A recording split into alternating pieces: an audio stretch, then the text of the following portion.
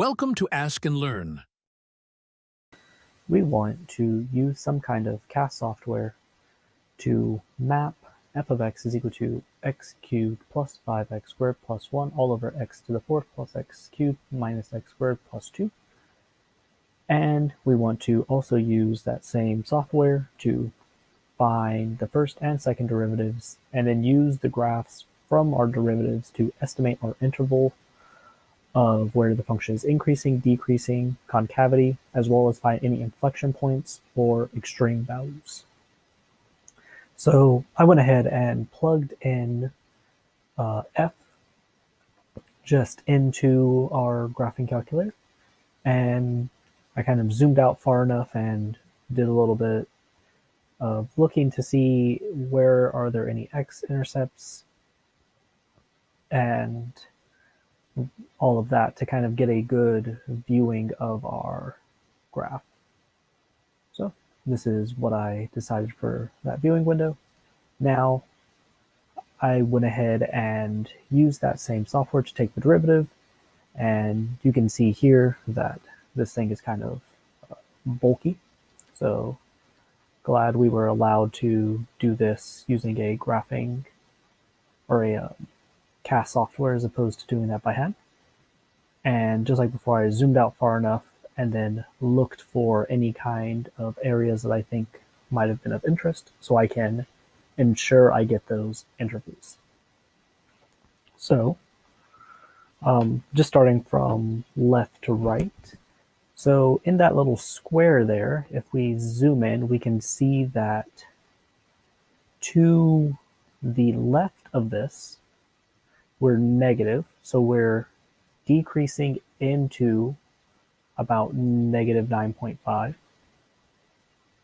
and then increasing after. So we know at about x is equal to 9.5, we're going to have a local min using the first derivative test.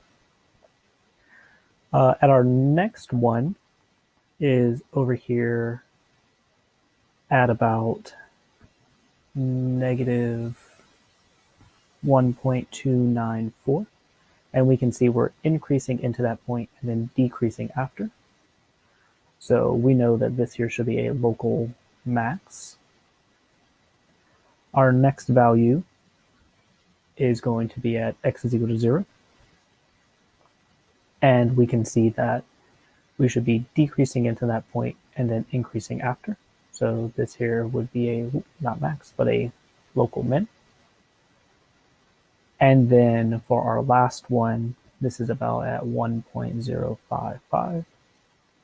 And we are increasing into the point and decreasing after. So we know we're going to have a local max at about x is equal to 1.055. Now let's go ahead and actually write down these intervals. So we said that when f prime of x is larger than 0, the function is going to be increasing. So we first become positive after negative 9.5, so negative 9.5, and then we stay positive until we hit our next intercept at negative 1.294.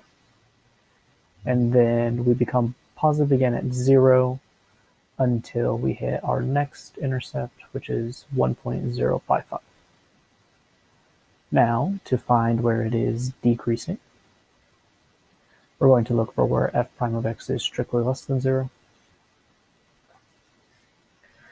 So that is to the left of our first intercept, so negative infinity to negative 9.5, union with then negative 1.294 to 0, and then union and 1.055 to infinity. So we found our local maxes, local mins, as well as our intervals of increase and decrease. So now we can go ahead and go to the second derivative. And again, I already went ahead and used our CAS software to find what the derivative is going to be. And again, I am thankful that they don't want us to actually have to get that by hand, because I would hate to have to take those derivatives and simplify it. So just like before, I just went ahead and zoomed pretty far out and then looked for some behavior that might be interest along the extremities. And this is what I think would be the best viewing window for this. So just starting from the left. So I went ahead and blew up around -14 because around there we see we will have a point of interest. So this right here is about -13.806. And we can see that we are concave down, because remember the second derivative will tell us concavity. So it's concave down into it, and then coming out it'll be concave up. So that tells us around here there will be a point of inflection. For our next value, we have -1.55 about. And so this here will be concave up to the left and then concave down. So this here will also be a point of inflection. And then our next value is about -1.02. So it's concave down and then concave up. So that's also a point of inflection. Our next intercept is 0.602. And it is concave up to the left, concave down to the right. So that means we're going to have a point of inflection there.